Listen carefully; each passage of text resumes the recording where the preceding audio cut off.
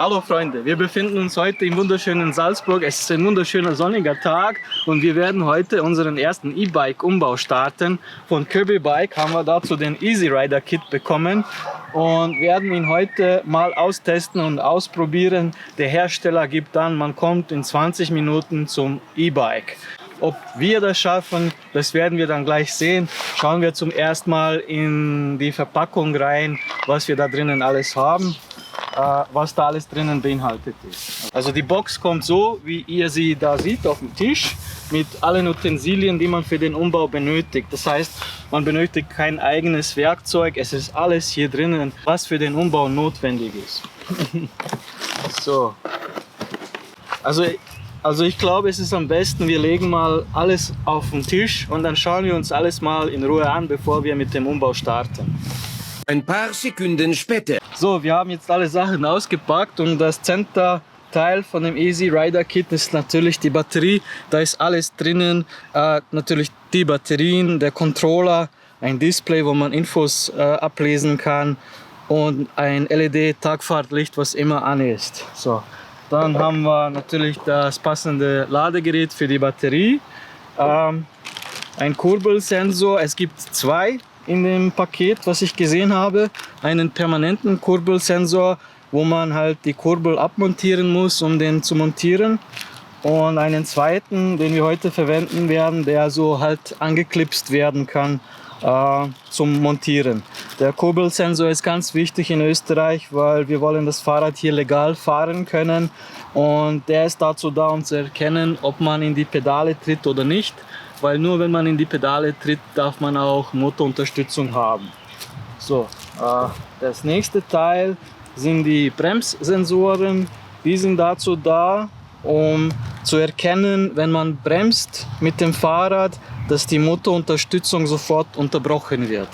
Also das wird an die Bremsen montiert mit so einem Magneten und wenn man die Bremse betätigt, wird die Motorunterstützung sofort unterbrochen. So. Dann haben wir hier im Paket optionalen Gasschalter bekommen. Der ist natürlich hier bei uns in Österreich illegal. Also hiermit könnte man fahren, ohne in die Pedale zu treten. Werden wir heute nicht ausprobieren, weil illegal. Ihr könnt das auf privaten Wegen machen. Wir dürfen es hier leider nicht. So, dann haben wir den Mounting Bracket. Hier drauf wird an dem Lenker die Batterie montiert mit dem Controller und alles drum und dran. Das kommt dann halt auf den Lenker drauf und wenn man halt das Fahrrad irgendwo abstellt, kann man die Batterie halt einfach abnehmen und mitnehmen und so dann später laden oder halt sicher verstauen, damit es nicht geklaut wird. Dann haben wir natürlich auch Werkzeuge bekommen, was uns sehr gefreut hat. Hier sind so Imbusschlüssel.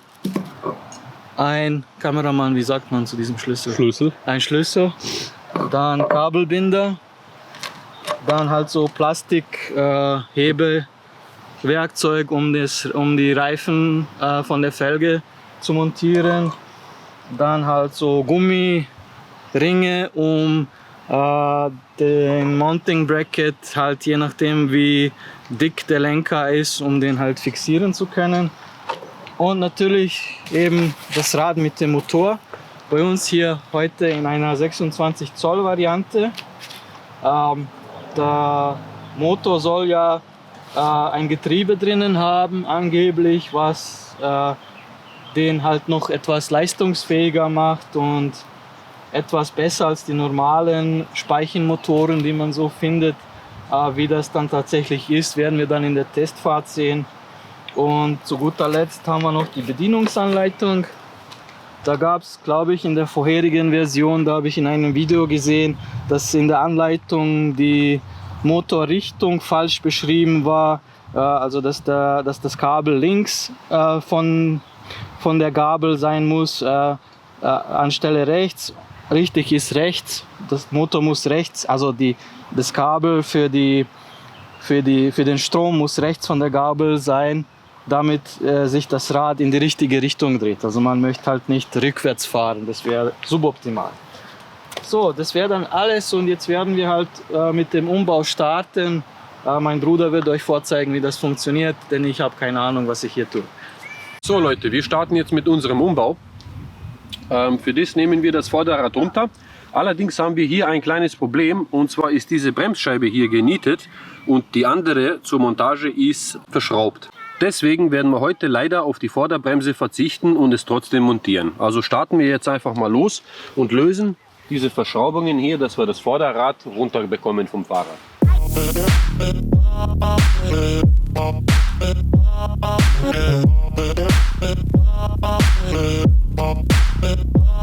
Wenn die Luft ganz raus ist aus den Reifen, werden wir jetzt die mitgelieferten Reifenheber holen und dann können wir nämlich den Schlauch abmontieren.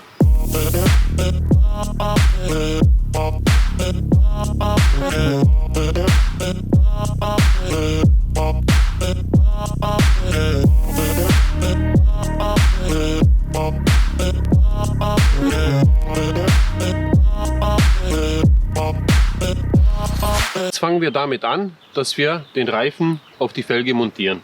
Als allererstes befestigen wir natürlich den Schlauch mit der Felge. Jetzt starten wir, den Mantel auf die Felge zu montieren.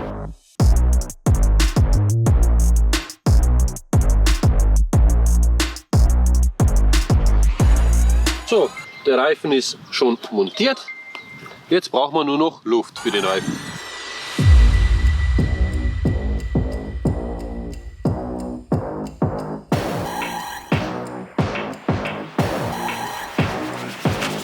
Wir haben jetzt die Felge an die Gabel montiert und jetzt werden wir das mit Schrauben fixieren.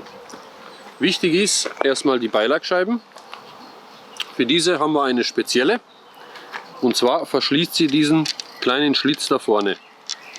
Dann kann das nicht hin und her rutschen. Dann eine normale Beilagscheibe und die Endmutter.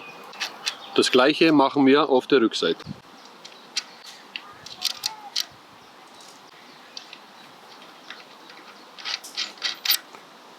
Im nächsten Schritt werden wir natürlich die Felge schön festziehen.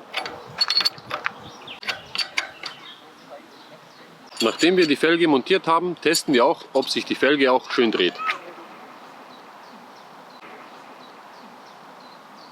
Jetzt werden wir das Mounting Bracket am Lenkrad montieren. Das wird nämlich hier befestigt. Falls eure Lenkerstange dünner wäre, gibt es so Anti-Rutsch-Gummiringe, die man da befestigen kann und dann erst das Mounting Bracket dann befestigt.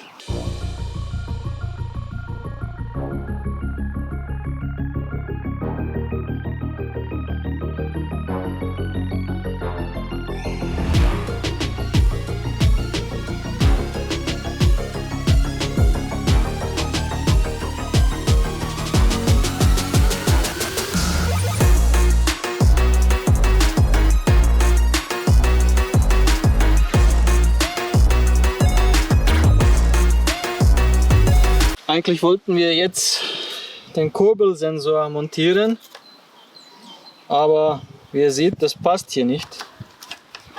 Das da ist einfach zu dick, zu groß. Und jetzt werde ich versuchen, einfach diese Zacken hier zu brechen, zu lösen von dem Plastik, in der Hoffnung, dass ich das irgendwie hier drauf bringe. So universal, wie ich mir das gedacht habe, ist das halt nicht so. Aber ja, schauen wir mal, nachdem ich das da jetzt gelöst habe von den Pins, ob wir das dann halt montieren können.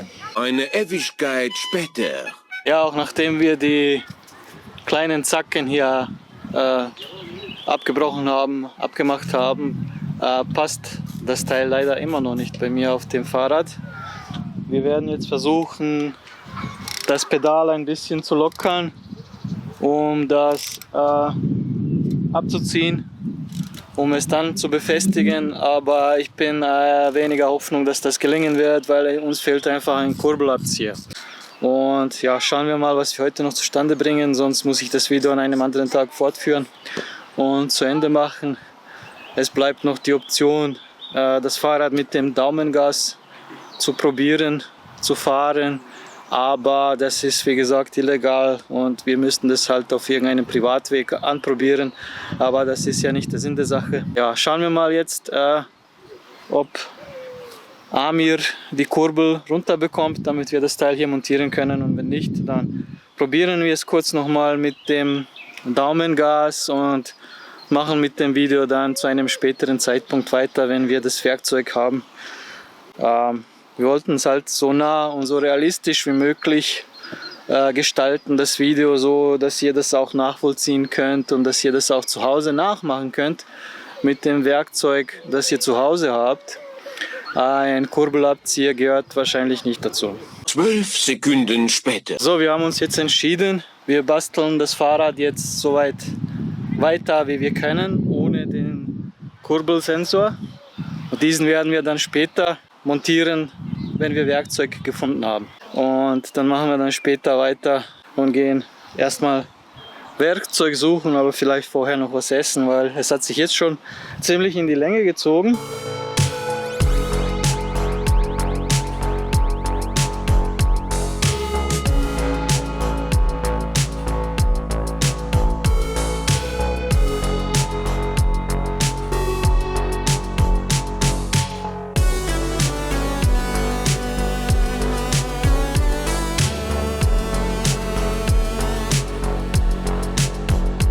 Ja, hallo. Es wird anscheinend alles gut. Wir haben eine befreundete Werkstatt gefunden, wo wir das Werkzeug gefunden haben und jetzt werden wir das Fahrrad zu Ende bauen. Wir sind hier beim David bei der Fahrradwerkstatt Lehen. Kann ich wärmstens empfehlen, wenn ihr mal in Salzburg seid und in Nöthen seid mit eurem Fahrrad. Wir sind heute an einem Sonntag da. Es ist nicht selbstverständlich, dass er für uns aufmacht, aber er hat sich bereit erklärt und wird uns jetzt helfen, zum einen eine korrekte Diskbremse anzubringen und zum anderen mit dem Kurbelabzieher die Kurbel abzuziehen, um den Kurbelsensor zu montieren. Und das werden wir jetzt mal machen und schaut einfach mit.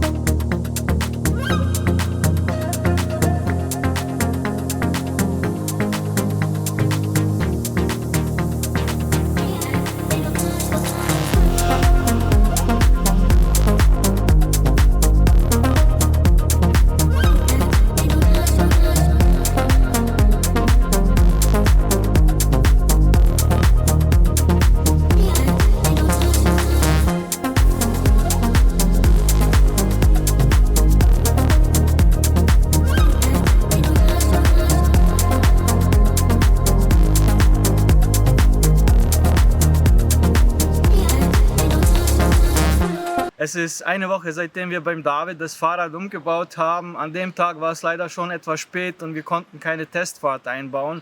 Aber das hat auch etwas Positives. Wir hatten jetzt eine Woche lang Zeit, das Fahrrad zu testen und haben mit dem jetzt schon über 150 Kilometer gefahren und können unsere ersten Eindrücke mit euch teilen. Schauen wir uns erstmal die Anbauanteile, die wir verbaut haben, um dieses Fahrrad E-Bike tauglich zu machen, beziehungsweise aus diesem normalen Fahrrad ein E-Bike zu machen.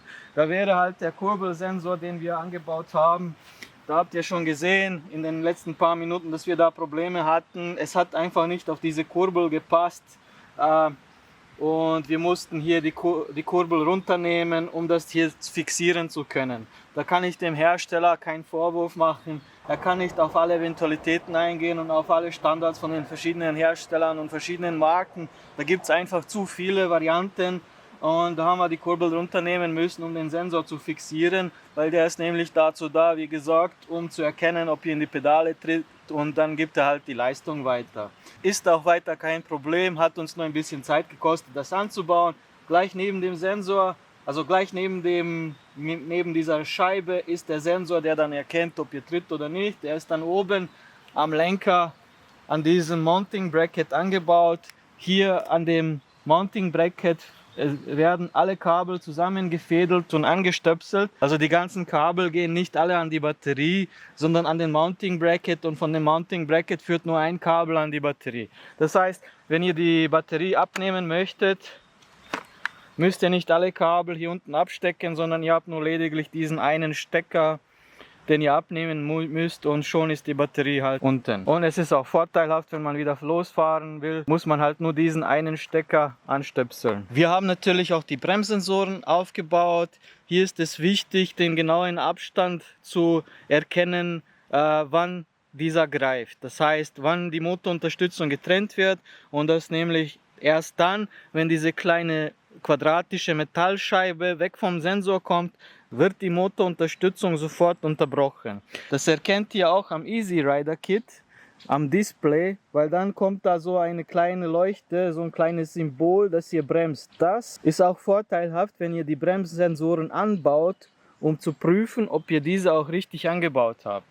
Nur wenn das Symbol auftaucht, ist die Bremse auch gezogen und die Unterstützung. Anders auch, wenn ihr die Bremssensoren anbaut, diese aber nicht korrekt aufgebaut sind und der Bremssensor diese Metallscheibe nicht erkennt, dann habt ihr keine Motorunterstützung. Ihr fragt euch, warum passiert nichts, warum geht nichts, und dabei erkennt dieser Sensor die Metallscheibe nicht. Das letzte Anbauteil ist natürlich der Motor mit der Felge. Ihr bekommt in dem Paket eine ganz neue Felge und braucht nur euren Schlauch und Mantel umbasteln. Wir hatten da auch ein Problem mit unserer Scheibenbremse. Die war nämlich mit Centerlock-Verschraubung und hier wird die Bremse halt verschraubt. Wir hatten keine Diskscheibe parat, weswegen wir halt eine neu organisieren müssten. Und ja, das hat uns auch ein bisschen Zeit gekostet. Aber ansonsten ist der Anbau relativ einfach. Wenn ihr schon mal einen Mantel getauscht habt auf einer Felge, dann habt ihr damit sicher keine Probleme. Ihr baut es nur auf und ein Kabel führt nach oben zum Mounting Bracket, da wird das angestöpselt und damit hat sich das. Es ist wirklich sehr einfach. Also ich muss sagen, dieses Umbauset ist wirklich einfach zum Handhaben. Ja, sagen wir mal, wenn ihr nicht so die Probleme habt, wie wir sie hatten mit der Kurbel und der Diskscheibe, kann man sicher in einer halben Stunde das Fahrrad umbauen, von Anfang bis zu Ende. Also ja, die 20 Minuten sind ein bisschen optimistisch, aber ich sage mal so, in einer halben Stunde bis 40 Minuten könnt ihr das schon schaffen. Ja, was jetzt noch übrig bleibt, ist natürlich die obligatorische Testfahrt und wir werden dann Fazit ziehen, welche Erfahrungen wir gemacht haben mit diesem Fahrrad, was ist positiv, was ist negativ, können wir dieses Umbauset von Easy Rider euch weiterempfehlen oder eher nicht. Bleibt dabei.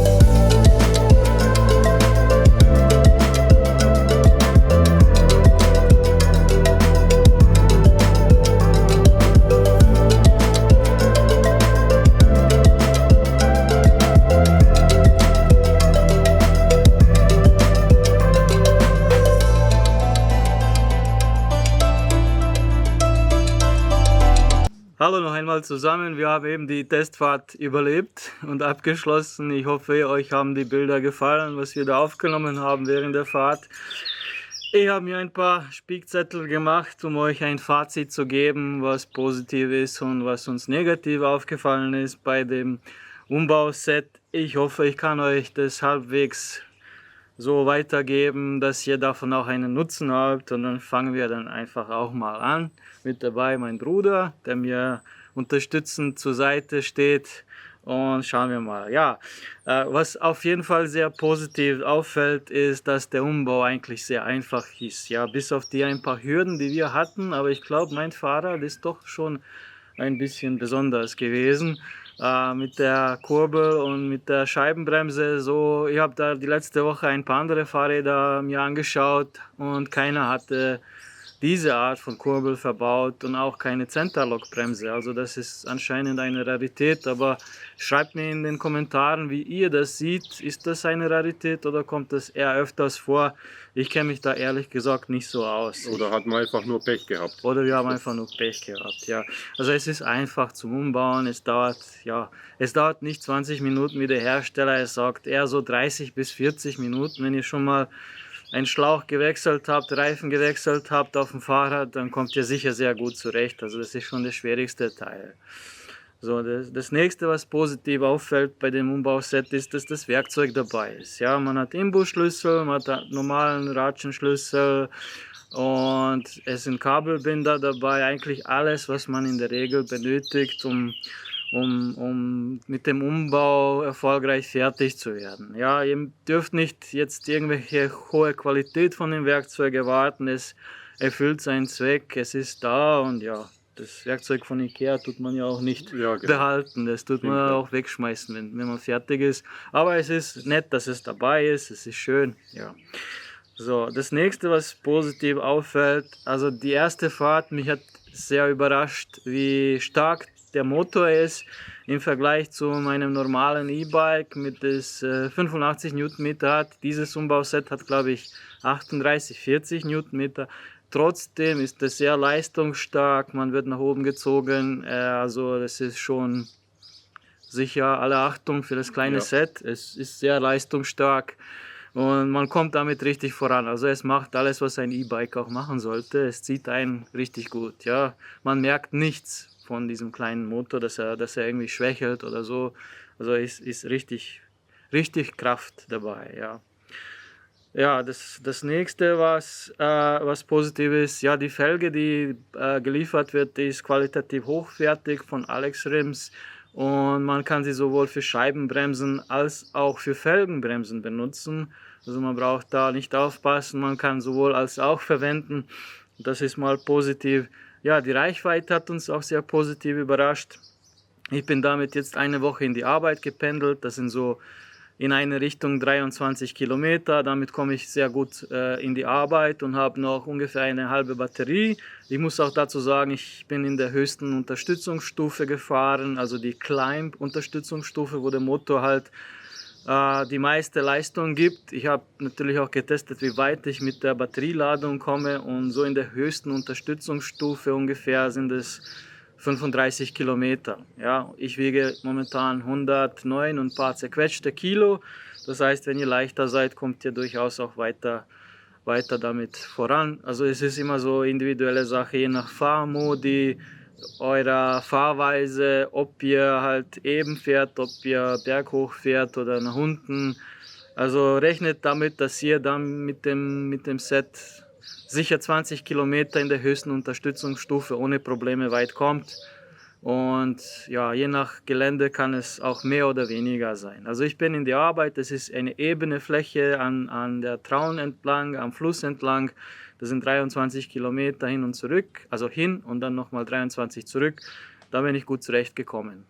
33 Kilometer bin ich damit weit gekommen und danach ist die Batterie ausgegangen. Das Licht hat noch geleuchtet, aber man hat nur noch so ruckartig ein bisschen Unterstützung bekommen. Die Batterie war vollkommen am Ende nach 33 Kilometern. Also alle Achtung für diese kleine Batterie, die Leistung, man kann nichts sagen, die ist richtig gut für dieses kleine Paket. Und da kommen wir auch schon zum nächsten Punkt, das Gewicht. Also das Umbauset mit allem drum und dran ist leichter als meine normale 700 Wattstunden Batterie von meinem Bosch-Fahrrad. Also mit 4 Kilo, das ist schon ein Federgewicht und wenn das Fahrrad auch halbwegs leicht ist, dann hat man wenig Gewicht und viel Leistung und man kann damit schon was anfangen. Also es ist kein großer Klotz am Fahrrad, der da drauf liegt und das Fahrrad also immens erschwert. Also es ist richtig gut, das finden wir richtig positiv. Ja, für wen eignet sich dieses Set eigentlich? Ja, es ist relativ günstig, kostet aber trotzdem etwas. 650 € kostet es, glaube ich, bei Kirby Bike im Moment. Und ja, wenn ihr ein Fahrrad habt, das ihr schon liegen habt und es umbauen wollt, dann ist dieses Set ideal. Wenn ihr das fürs Pendeln in die Arbeit verwenden wollt, dann kann man das ideal verwenden. Ja. Mit relativ wenig Geld kommt man in die E-Bike-Welt und kann sich da die ersten Eindrücke und Erfahrungen verschaffen. Wenn ihr aber kein E-Bike habt und halt nach einer also anders, wenn ihr kein Fahrrad habt und ihr euch erst ein Fahrrad besorgen müsst und dieses dann auf E-Bike umbauen wollt, dann müsst ihr euch überlegen, ist das für euch sinnvoll, denn E-Bikes fangen heutzutage schon bei 800 Euro an. Ich glaube, die E-Bike-Szene ist so ein bisschen verkorkst. Die haben Probleme, ihre Fahrräder loszuwerden. Da gibt es sehr viele Sonderpreise im Moment. Also schaut euch da lieber um, was ihr für den Dreh 800 bis 1000 Euro neu bekommt. Dann habt ihr ein Fahrrad, das bereits auf E-Bike, das eigentlich nativ ein E-Bike ist. So. Und ihr braucht nichts umbauen, ihr braucht nicht basteln und ihr habt auch keine Probleme mit der Garantie, sollte etwas sein. Ja. Gibt es da noch was Positives? Von deiner Seite irgendwas Positives noch? Nee, eigentlich ganz gut, kompakt, sehr leicht. Der Aufbau ist leicht. Ja, da gibt es eigentlich so von dem her nicht viel zum Sagen. Ja, dann kommen wir auch schon zu den negativen Sachen, die uns aufgefallen sind. Leider gibt es die auch. Ja, ich war die ganze Zeit in Kontakt mit dem Jason von Kirby Bike und habe mich da ein bisschen mit ihm ausgetauscht, wollte erfahren, wie die Firma aufgestellt ist, seit wann es die gibt. Und habe da leider nicht sehr viele Informationen von ihm zurückbekommen. Die Information, die mich am brennendsten interessiert hätte, habe ich bis dato leider nicht erfahren. Und das ist, ob der Versand aus der EU geplant ist. Weil momentan, zumindest in unserem Testkit, welches wir zur Verfügung gestellt bekommen haben, kam die Batterie aus einem EU-Lager in Deutschland, aber der Reifen, die Felge und alles andere kam in einem gesonderten Paket aus China. Und da hatten wir leider Probleme mit dem Zoll, wie das so zumeist ist. Wenn man etwas aus dem Nicht-EU-Ausland bestellt, muss man die Sachen verzollen. Und da geht es auch um Nachweis, was habt ihr bezahlt, wie ist die Rechnung plausibel, die von dem Hersteller da angegeben ist.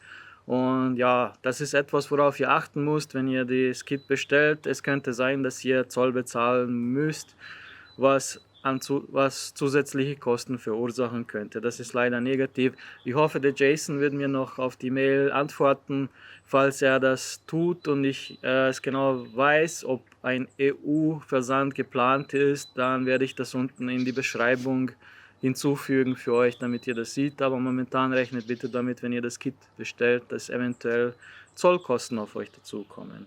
Das ist mal der erste negative Punkt, der uns aufgefallen ist. Der zweite Punkt ist der Bremssensor.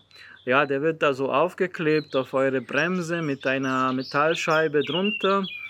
Und jedes Mal, also wenn ihr die Bremse drückt, erkennt dieser Sensor, dass ihr die Bremse betätigt habt und tut die Leistung beim Motor kappen, damit der Motor nicht irgendwie beschädigt wird, wenn er halt weiter dreht und ihr bremst, damit da nichts passiert.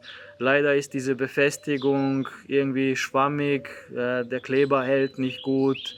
Und zumindest bei der Bremse bei unserem Fahrrad lässt sich das nicht gut betätigen, weil der Weg der Bremse zu gering ist, so dass diese Metallscheibe irgendwie immer unter dem Sensor ist und das nicht betätigt wird, oder zu weit von dem Sensor, dass die Bremse halt immer aufleuchtet und ihr keine Leistung habt. Am Ende haben wir es so gemacht, dass wir diese Sensoren abmontiert haben, weil es ohne geht es einfach besser. Es ist uns öfters vorgefallen, dass wir gefahren haben und auf einmal gab es keine Leistung, weil die Bremssensoren sich selbst betätigt haben, weil es verrutscht sind. Ich bin mir sicher, man bekommt das in den Griff, wenn man selber ein bisschen Kleber kauft, Sekundenkleber oder irgendetwas, womit man das halt fester befestigt, aber so wie es ist, aus dem Kit heraus ist es ein bisschen schwammig und da ist ein bisschen Verbesserungsbedarf gegeben.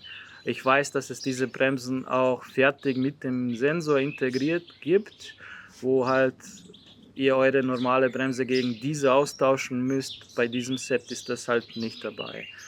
Ja. Was auch noch irgendwie negativ oder positiv, je nachdem wie man es selber sieht oder wie man es selber halt mag. Man kann es so und so sehen. Es gibt beim Losfahren einen kleinen Lag, eine kleine Verzögerung. Also es ist gefühlt, man muss 1-2 Pedalumdrehungen treten, bis der Motor endlich Leistung gibt und bis er einen nach vorne schiebt.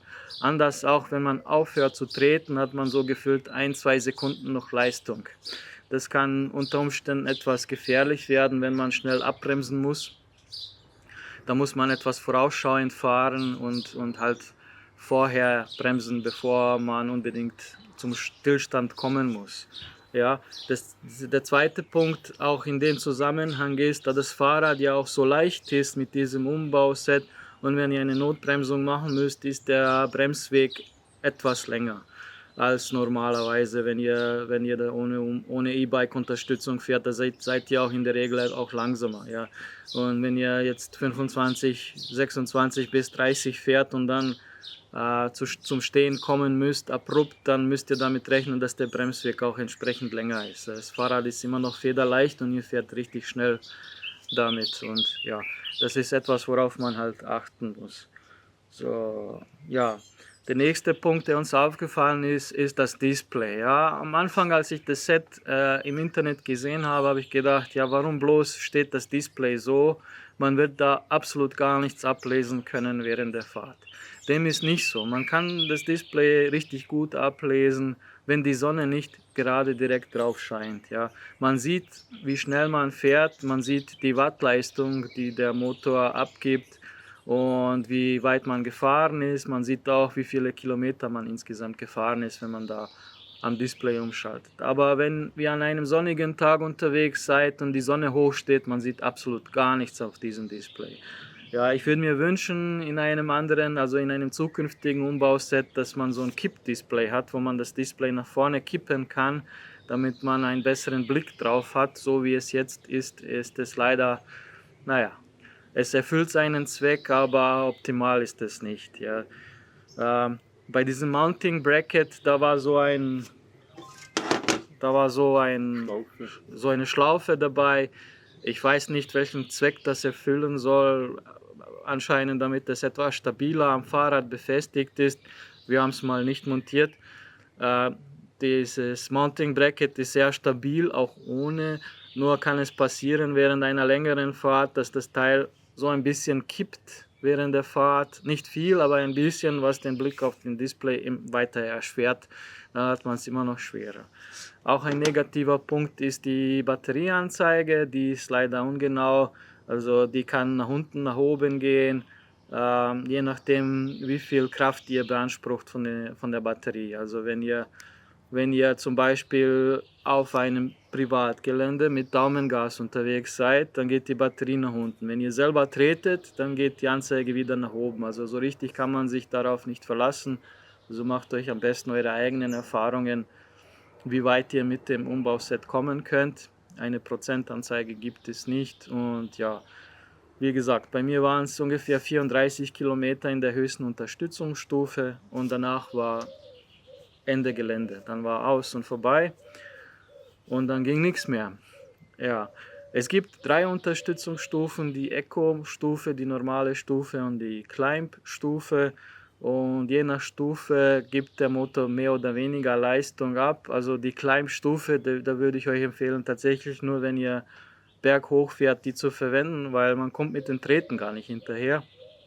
So schnell geht das auf, da gibt der Motor einfach volle Leistung und ohne Wenn und Aber, dann geht's ab. Ja? Und bei der zweiten Stufe, dann ist das eher ein bisschen so leichter abgestuft. Der Motor gibt schon Leistung und es ist da ein bisschen besser aufgeteilt zwischen dem eigenen Treten und der Leistung vom Motor. Auch einfacher, also kontrollierbarer auf jeden Fall. Es ist auf jeden Fall kontrollierbarer. Also wenn man halt so entspannt fahren möchte, unterwegs in einer Gruppe, ohne dass man schnell irgendwo hinkommen muss, dann ist diese Stufe auf jeden Fall empfehlenswerter. Und die Eco-Stufe, also die niedrigste Stufe, ist halt, wenn man selber ein bisschen mehr tun möchte und der Motor dann halt nebenbei ein bisschen Leistung abgibt, damit ihr halt etwas weniger Kraft beanspruchen müsst. Ja, so.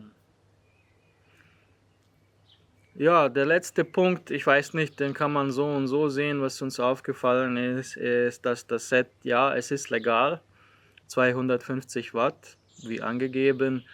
Also es ist 250 Watt angegeben, ob das tatsächlich so ist, das kann ich nicht überprüfen, aber es ist so angegeben. Und der Motor gibt die Unterstützung nach 25 Kilometern nicht mehr. weiter nach oben. Dies kann aber sehr leicht manipuliert werden, indem man die Pfeiltasten ein paar Sekunden drückt, kommt man zu einem versteckten Menü, wo man halt alles Mögliche umstellen kann, von Wattzahl, von Unterstützungsgeschwindigkeit und alles Mögliche. Ja. Also wenn man halt Spaß daran hat und es ausprobieren möchte, kann man sehr leicht diesen Limit umgehen. Kann man, keine Ahnung, 250 Kilometer einstellen anstelle von 25. In unserem Test auf einem Privatgelände kommt man halt nicht schneller als 30, 35 voran. Ja. Dem und das. Und die und der. Und die und der. Deutsche Sprache, schwere Sprache. Ja, das wäre so insgesamt unser Fazit zu dem Kirby Bike Easy Rider Kit. Ein sehr kompakter Umbausatz für euer Fahrrad. Sehr schnell umgebaut. Macht alles, was ein E-Bike machen sollte. Das Fahrgefühl darf man nicht mit einem vollwertigen Fahrrad vergleichen. Das geht gar nicht. Das ist auch gar nicht fair. Also mit einem Fahrrad, was 4.700, 4.800, 5.000 Euro aufwärts kostet, kann man das leider nicht vergleichen. Das wäre auch zu schön. Aber wenn ihr ein Fahrrad haben wollt, welches euch elektrische Unterstützung gibt und nicht die Bank sprengt, dann seid ihr hier gut beraten. Achtet nur darauf, dass ihr halt Zoll bezahlen müsst. Und ansonsten von mir aus ist es empfehlenswert. Ja, ich würde es auch empfehlen. Habe nichts so Negatives zu sagen, außer die paar Punkte. Aber für das Geld, glaube ich, ist das schon wert, wenn jemand schon ein Fahrrad, wie mein Bruder gesagt hat, zu Hause hat, das er liebt zum Beispiel und würde das gerne aufrüsten, würde ich das Kit auf jeden Fall empfehlen. Also von mir Daumen hoch auf jeden Fall. Ja, in den letzten paar Tagen, wo wir diese Zwangspause gemacht haben, habe ich das Fahrrad für die Fahrten in die Arbeit verwendet. Insgesamt habe ich jetzt 170 Kilometer damit gefahren, habe nichts klappern, scheppern oder Negatives bemerkt. Auch Batteriepack entwickelt keine Wärme, er bleibt kühl oder lauwarm oder ja, so ein bisschen gefüllte Wärme, aber nichts Starkes. Ist ganz normal. Das Ladegerät, welches dabei ist, das zeigt euch eine grüne Leuchte auf, wenn die Batterie vollgeladen ist. Ihr könnt das Batteriepack auf dem Fahrrad belassen, während ihr die Batterie lädt. Also bei mir ist das dann im Keller. Da habe ich eine Steckdose und da lade ich die Batterie über Nacht auf. Bis zur vollen Ladung dauert es ungefähr 4 Stunden. Wenn es komplett entladen ist, ist es dann in 4 Stunden wieder voll. Für mich ideal, wenn ich in die Arbeit komme, nehme ich die Batterie mit ins Büro und tu die dann halt dort laden. Und nach dem Feierabend habe ich dann wieder volle Batterie und kann damit unterwegs nach Hause. Ohne Probleme. So, ich hoffe, das Video hat euch Spaß gemacht. Wir haben uns Mühe gegeben. Ja, bitte entschuldigt, wenn es nicht professionell daherkommt. Wir sind noch am Üben und von Video zu Video wird es für uns immer leichter und leichter. Ja, wenn das Video euch gefallen hat, würde es uns sehr freuen, wenn ihr ein Abo dalässt, um uns zu unterstützen. Es ist kostenlos. Wir würden gerne 100 Abonnenten in den nächsten Wochen erreichen. Das ist so ein kleines Etappenziel von uns. Wir machen das hier, weil es uns Spaß macht, weil wir Freude an Fahrradfahren haben und möchten euch in dem Sinne auch etwas von uns mitgeben, unsere Erfahrungen mitteilen. Und das nächste Video wird wahrscheinlich ein anderes Umbausatz, ein anderes E-Bike-Umbausatz mit einem Hinterradumbau.